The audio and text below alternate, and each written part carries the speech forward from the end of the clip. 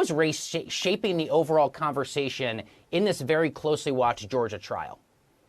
Sure. I think what we're hearing is a defense trying to set up this idea that Black bodies are in some way dangerous, whether or not they're men of the cloth or they're a Black man running. And so you're hearing this language being shaped by the defense to say Black bodies being present in any space are dangerous.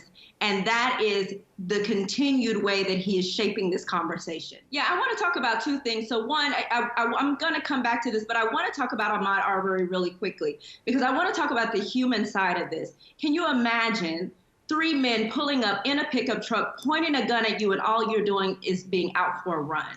And so I really hope that the jury, no matter what their backgrounds are, see this from a humanistic viewpoint. That was a human being who was out for a run, who did not deserve to be chased by anyone. And grabbing a gun is a natural response to not wanting to die. It's the choice, right? In that moment of, am I going to die by these men who have pursued me actively, or should I grab this gun? Sure, look, when we're dealing with laws like this where anyone can basically criminalize another body, what we're looking at, particularly in this country, the history of criminalization, particularly with this case, when we had a former police officer, we know that there are issues within policing. We also know that folks clearly see Black bodies as dangerous, again, as the defense has shown over and over. And so this idea that anyone at any point, at any time can decide that a Black body does not belong in a certain space, enough that they can murder them, is extremely dangerous. And we are watching this play out